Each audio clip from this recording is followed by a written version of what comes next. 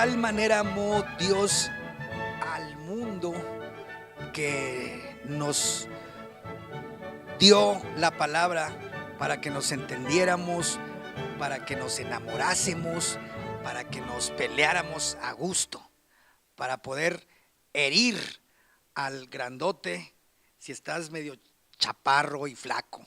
Para eso también sirven las palabras. En la feria del libro entrevistamos a muchos escritores con el tiempo necesario, porque no importa que ya se fueron, los libros ahí están, se van a quedar para siempre. Si están buenos, si están malos, a la hoguera. Vamos a presentarles a varios escritores y mientras disfrutemos las palabras. Oh, las palabras. Oh, la palabra canta, la palabra. Un personaje central, un protagonista de la democracia en México, de los logros de nuestra incipiente democracia en los últimos 20 años más, es José Woldenberg, quien pues protagonizó la ciudadanización del proceso de elecciones y antes y después es escritor. Entonces presenta Cartas a una joven desencantada con la democracia. ¿Cómo le va, don José? Muy bien, muchas gracias por la invitación. Es un gusto estar con ustedes, con su auditorio. Platíquenos de qué se trata el libro, cómo surgió, si primero fue un artículo y luego los reunió o empezó como libro en concepto. Bueno, este libro tiene una breve historia. Eduardo Rabasa, que es uno de los editores de Sexto Piso, un día me propuso hacer un texto similar a este, es decir, una serie de cartas que se dirigieran a los jóvenes, a los que suponemos y sabemos que están no solamente desencantados, sino irritados con la vida política en nuestro país. Me entregó un libro de Christopher Hitchens, un ensayista inglés, que había escrito una serie de cartas también a un joven disidente, así se tradujo en español ese libro. Y me dijo, pues algo similar a esto deberíamos de hacer para México. Y a mí me entusiasmó por dos cosas. Primero, porque en efecto estoy convencido que en México hay un malestar y un desencanto con la política, no solamente entre los jóvenes, sino también entre mi generación y las generaciones incluso más viejas. Es decir, el desencanto es generalizado, pero creo que quizá entre los jóvenes es un desencanto más profundo porque no tienen la memoria viva de lo que era la política mexicana hace 30 y 40 años. Y en ese sentido, yo lo que sostengo es que ha habido avances que vale la pena reconocer y al mismo tiempo hacernos cargo de lo que son los nutrientes del malestar, porque el malestar que existe no es un malestar impostado, es un malestar que tiene profundos nutrientes y que si no atajamos esos nutrientes, pues el mucho aprecio que puede haber por las rutinas democráticas se puede seguir erosionando. Es decir, si no atacamos la corrupción, si no atacamos la espiral de violencia, si no logramos que la economía crezca, si no logramos atender las enormes desigualdades en las que se desarrolla la política, la vida en común en México, pues es probable que el aprecio por las instituciones que hacen posible la democracia se siga desgastando. Esa es un poco la intención del libro. Tratar de distinguir, es decir, no tirar al niño con el agua sucia. Entonces, las cartas está, digamos, la forma, el género de carta es adrede, o sea, se dividió, digamos, el corpus desde el principio. ¿Y cómo está dividido? Platíquenos, ¿son varias cartas? Son 17 cartas, que creo que tienen una ventaja. El género epistolar, para que tenga sentido, uno, tiene que ser más directo. Creo que esa es una ventaja. Dos, he desechado toda la terminología académica, que libros que abordan, digamos, estos temas están plagados y con razón. O sea, no estoy hablando mal de esa jerga, estoy diciendo que no lo utilizo en esta. Y tercero, se supone que el género epistolar también puede ser un poco más cálido, ¿no?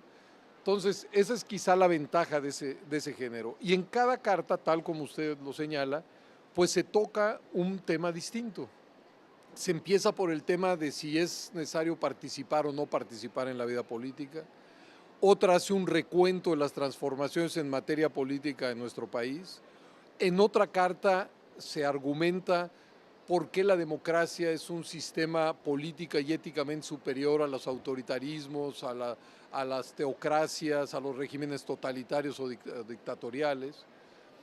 Pero en otros capítulos se trata de rastrear cuáles son las fuentes del malestar con la vida pública mexicana. Y ahí aparecen pues los temas que le señalaba, es decir, los temas de la corrupción, los temas de la violencia, los temas del no crecimiento económico, el comportamiento de los partidos, el comportamiento de los medios de comunicación y temas variables. Lo que sí le puedo decir son esos 17 cartas y cada uno de ellos va abordando un tema distinto. Tampoco te pasa nada. Yo también creo eso. O sea, Rayados se tiene que enfocar 100% en pasar a la final, porque la temporada pasada quedaste de líder, fuiste el mejor en Copa y de repente llegas a semifinales. Es lo que dice Damián, los clásicos ya sabemos que son 90-10. Pues sí, el 90% son aficiones de la local y 10% es de la visitante. No sobrepasa, ese es el punto, que no te sobrepasan los visitantes. Entonces, pues los problemas son 2-3 personas. Sí. Marifer Ibáñez es la reportera estelar de deportes que tenemos aquí en Canal 28. ¿Cómo estás, Marifer? Muy bien, muchas gracias. Feliz de que me compartas un espacio contigo. Oye, pues es que el mundo del deporte es muy rápido y pues no hay mucho tiempo para preguntas más sutiles. Por ejemplo, ¿desde cuándo te interesan a ti los deportes y por qué? ¿Tienes hermanos muy clavados? Fíjate que es bien chistoso. Desde chiquita, como era muy hiperactiva, mis papás buscaban meterme a algo. Me metieron a todos los deportes. Entonces, desde chiquita estuve metida. En mi casa nos hacen burla porque a mí me encantan los deportes y mi hermano es chef. Él cocina delicioso y yo todo lo que quieras de deportes. ¿Qué hiciste cuando eras niña? ¿A qué jugabas o qué practicabas? Estuve en gimnasia, natación, fui porrista de fútbol americano, jugué básquetbol, voleibol, fútbol y boliche. ¿Crees que los hombres y las mujeres disfrutamos diferente del fútbol soccer o el fútbol americano o el béisbol? Ahorita creo que ya no tanto, yo creo que la mujer también ya se apasiona de la misma manera que el hombre. A lo mejor antes la mujer no lo entendíamos o no entendíamos cómo lo veía el hombre, pero yo creo que ahorita ya está muy igualado, ya hay una misma visión entre el hombre y la mujer. Y a muchas mujeres son todavía más apasionadas que los hombres, muchísimo más. Te pregunto porque una forma de entender el deporte o la pasión que genera el fútbol soccer en México, en España, en todo el mundo, es como un símil, como el sustituto de las guerras o de los juegos de los niños bruscos. Claro, también las niñas se agarran a desgreñarse y a morderse, ¿verdad? Pero pareciera que no tanto. Ahora, no sé si este comentario sea misógino. O sea, las mujeres también les gusta pelearse y jugar como los gatitos o los leones.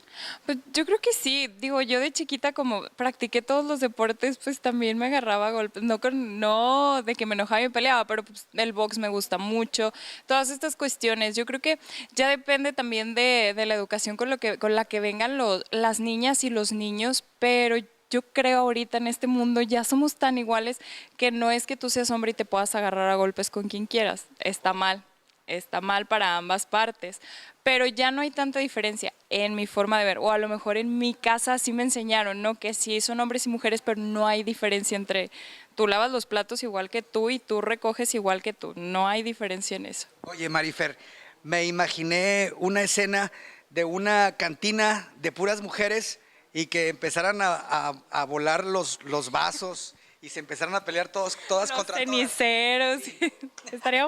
Sería para película y estaría muy Sería muy divertida. Pues algo así como la historia de Frida Kahlo, ¿no? Que hay momentos en los que ella estaba en bares de puros hombres y también de la fiesta, sí, claro, algo así.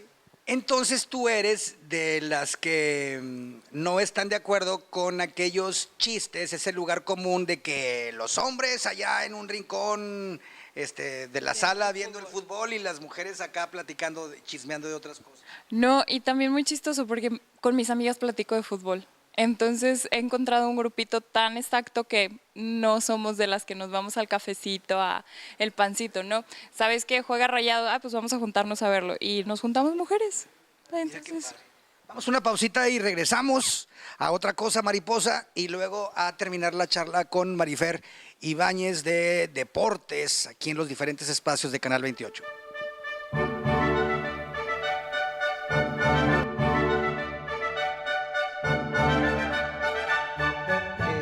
Yo también me voy a poner cálido. Yo tengo más de 50 años. Cuando empecé a leer los periódicos y saber un poco quién nos gobernaba, tener conciencia social, aunque sea por la televisión de entonces, pues vemos que somos un país atrasado, un país donde los políticos son mentirosos y hay quienes se lo señalan, y avanzamos a un momento, luego ya que me volví periodista, me di cuenta y me puse muy contento de que se rompía la hegemonía del PRI y que era gracias a los ciudadanos y a una especie de equilibrio de fuerzas que nos ilusionó.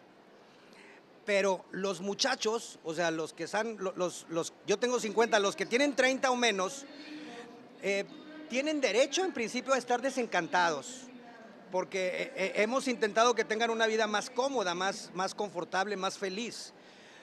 Pero la educación en la política, la participación en la política implica compromiso, tiempo, entrega, sacrificio en algún sentido.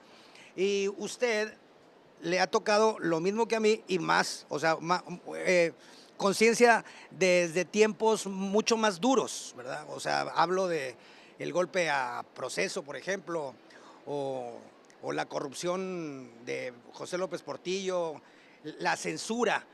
En términos como filosóficos, don José, ¿hacia dónde han ido otras civilizaciones más adelantadas? Ahora vemos lo que pasa en España, pues si España se suponía que era nuestro ejemplo y andan más peleados que nunca. O sea, la democracia, la participación, los buenos sí tienen esperanza, o hay que agarrar la espada y el escudo y volvernos todos cruzados. Bueno, creo que son muchísimos temas los que usted ha puesto sobre la mesa y no voy a ni siquiera intentar contestar a todo. Pero por lo primero que usted señalaba, yo sí creo que en términos generacionales la vida política en México se ve de diferente manera. ¿Por qué? Porque usted tiene razón. No es lo mismo tener hoy 25, 30 años, y es decir, haber nacido a la vida adulta hace 10 o 15 años y darse cuenta pues, que la vida política es una vida plural, donde existen en el mundo de la representación pues, diferentes partidos que tienen que coexistir y demás, ir a elecciones donde hay competencia, ver fenómenos de alternancia, ver que el presidente de la República coexiste con un Congreso donde él y su partido no tienen mayoría, que haber estado, por ejemplo, en los años 70, yo contaba ahora en la radio, que la primera vez que a mí me tocó votar en 1976, en la boleta aparecía un solo candidato a la presidencia de la República, el licenciado López Portillo, que fue apoyado por el PRI, el PARM y el PPS. En aquel entonces el PAN, que ya tenía un largo trecho, no postuló a ningún candidato porque de su convención no obtuvo ninguno la mayoría, y el antiguo Partido Comunista Mexicano postuló a Valentín Campa a las elecciones, pero el Partido Comunista no tenía registro. Entonces los votos hacia Valentín Campa no se contaron. Total, para no hacer el cuento largo, el licenciado López Portillo ganó la presidencia de la República con el 100% de los votos válidos. Bueno, de ahí venimos. Digo, esa generación que tuvo esa experiencia, quiero pensar que puede evaluar de mejor manera y comprender mejor lo que sucedió con posterioridad. Hoy, a querer o no, pues vamos a tener y tenemos elecciones. Tenemos partidos fuertes y con arraigo, que compiten entre sí. Tenemos hoy fenómenos de alternancia casi en todos los niveles, desde las presidencias municipales hasta la presidencia de la República. Tenemos congresos plurales, en donde en el caso del Congreso Federal llevamos cerca de 20 años, ¿no? 20 años exactos, sin que ninguna fuerza política pueda hacer su simple voluntad. ¿Por qué? Porque ninguna de ellas tiene el 50% más uno de los votos. Entonces nos hemos acostumbrado, digamos, a la negociación perpetua. En términos de la libertad de expresión, no es lo mismo el México de los años 70 que el México del año 2017. Hoy los márgenes en esta materia se han expandido y se han expandido para bien. Es que seguimos teniendo muchos problemas en ese campo, sin duda, pero basta comparar, por ejemplo, la prensa de aquella época con la prensa de ahora para ver los cambios. Ahora, esos son cambios venturosos, son cambios para bien, pero ahí no se acaba la historia y de eso trata este texto. ¿Por qué hay este malestar y por qué hay ese desencanto?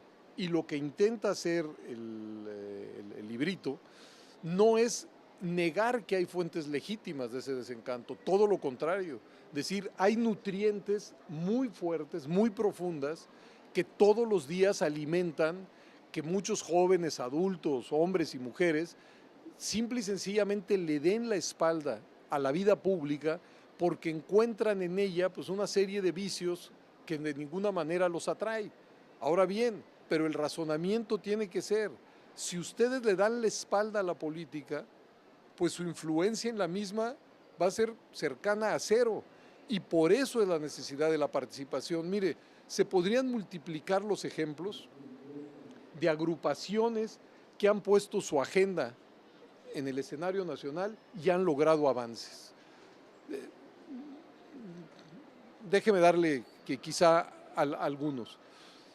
En los años 70 México vivió lo que muchos han llamado una guerra sucia, que consistió que sobre todo en el combate a los grupos guerrilleros de entonces no se siguió, digamos, se violaron prácticamente todas las normas.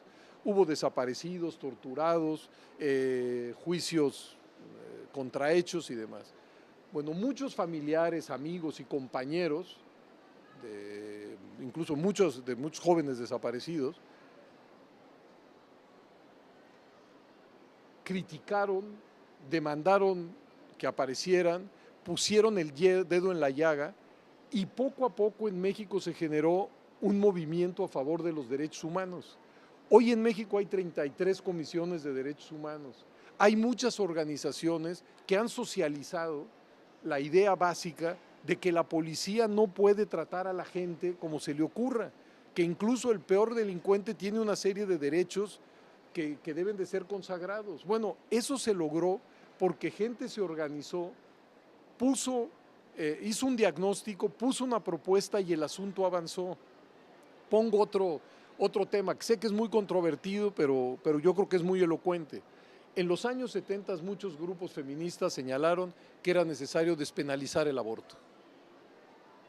Y igual hicieron sus denuncias, sus diagnósticos, se acercaron a médicos, abogados, y finalmente la Asamblea Legislativa de la Ciudad de México, el entonces Distrito Federal, pues aprobó que el aborto no podía ser penalizado durante las primeras 12 semanas de la gestación y muchas mujeres han podido acudir a ese expediente pues en condiciones de salud, ya no digamos legales, buenas, a diferencia pues, de las que transcurren en la clandestinidad. Bueno, eso sería impensable sin la organización de esos núcleos feministas de los años 70 que pusieron el tema en el escenario público y lo hicieron avanzar. Pero piensen en el derecho a la información, pues es algo similar.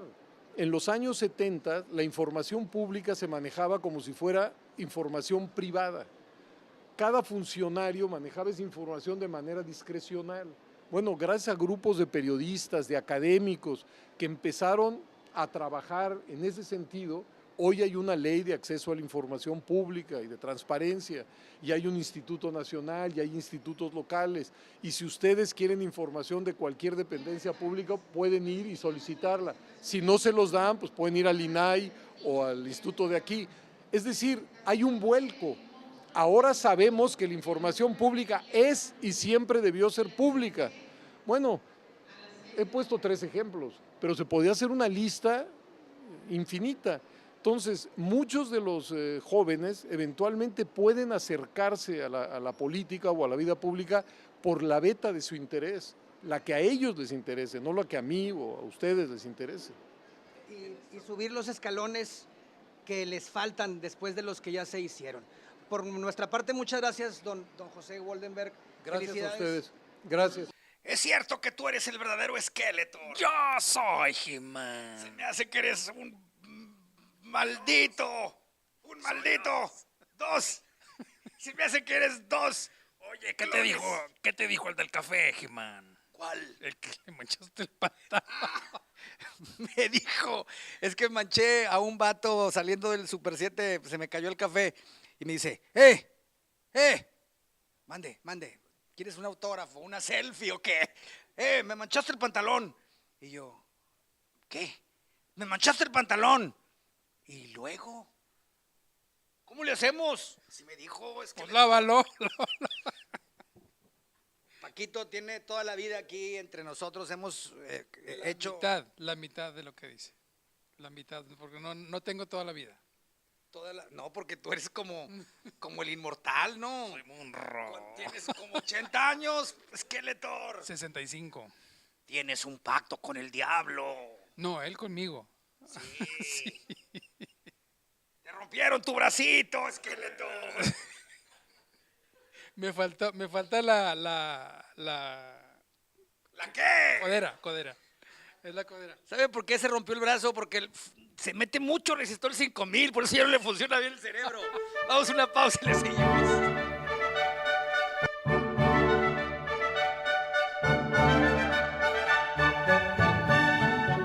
Marifer, que tus papás o tus abuelos son de Asturias.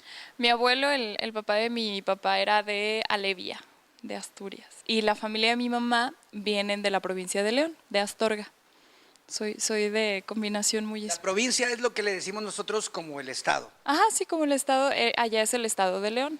De Asturias era Pedro Garfias, un gran poeta español que se vino a vivir acá a Monterrey. Como muchos españoles que terminaron aquí en México, pero sí, hay mucha gente en Asturias que es muy importante en la historia tanto de España como de México, bueno, del mundo. Y de Pedro Garfias es este poema que se llama Asturias, que canta Víctor Manuel, un pedacito nada más. Asturias, si yo pudiera,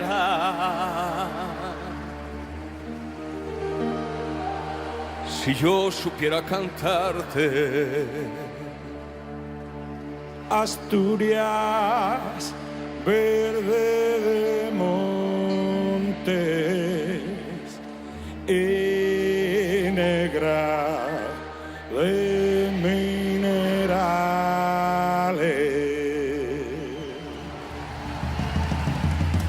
Y entonces, ¿por qué se vinieron acá a Monterrey? ¿Cómo es que tú vives acá? Mi abuelo fue exiliado de la guerra civil junto con su familia, llegaron a la Ciudad de México y mi papá de la nada decidió venirse aquí a la ciudad de Monterrey, pero ya tengo más o menos como unos 30 años, ay, ya dije mi edad, unos 30 años viviendo aquí en la ciudad. Pues entonces tú naciste en el DF. Bueno, mis papás del DF, de ahí se fueron a Aguascalientes, nací en Aguascalientes, pero al año me vine a vivir para acá. Es muy muchachilla todavía. El viernes cumplo años, por sí. El viernes 3 de noviembre cumplo años. Somos alacranes.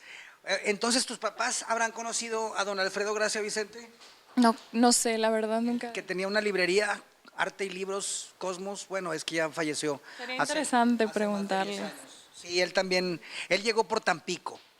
Mi abuelo exactamente no sé por qué parte llegó, pero... Estuvo en el DF. Ajá, dices. sí, vivió toda su vida en el DF y un tiempo ya su final en Guadalajara. Oye, Marifer, ¿y qué te parece en general el periodismo femenino o que hacen mujeres sobre los deportes? De repente como que se desvirtúa un poco por la cuestión que piensan que para que la mujer sepa de fútbol tiene que ponerse un escote y una minifalda para que los hombres las volteen a ver. Pero yo creo que en ese sentido las mujeres tenemos también mucho acá y mucho que demostrar. Es lo que nos falta, demostrar a las mujeres que no necesitamos enseñar de más para poder decirle al mundo que nos gustan los deportes y que sabemos hablar de táctica, de todo. ¿No será que no te gustan o no tienes minifalda? Claro que sí, me encanta usar minifaldas y escotes, por supuesto, pero para hablar de fútbol no se necesita. Pues que hable de otra cosa, ¿verdad? Oye, Marifer, muchas gracias. No, a ti muchas felicidades, porque yo me gustan mucho los deportes y veo que tú le sabes porque te gusta, te apasiona el dato y encontrar las explicaciones a todo. Claro, la estadística y el que sea un comentario bien fundado. Muchas gracias. Marifer Ibáñez, ya la dejamos que siga trabajando. Mira, allá está el doctor, compadre. Voltea, mira, allá está el doctor Amaya y ahí está Raúl. Y ya se van a poner a hablar de ¿por qué somos así? Seamos mejores. Un saludo para el doctor y a su panel. Y nosotros vamos a otra cosa, a ver qué se le ocurre a Ever. El pensamiento, nuestra inteligencia, tienen que ver mucho, están ligadas absolutamente con las palabras. Así es que no le dé la espalda al diccionario, no se burle de sus amigos o de su hijo o de su papá si sacan una palabra dominguera. Al contrario, celébrelo. Hagamos lo posible por platicar mejor, por expresarnos mejor nuestros sentimientos de amor y de odio, aunque no le guste a Olga Negri. Hasta mañana. Los Adiós. niños maltratados, porque los viejos olvidados, porque los sueños prohibidos, dime.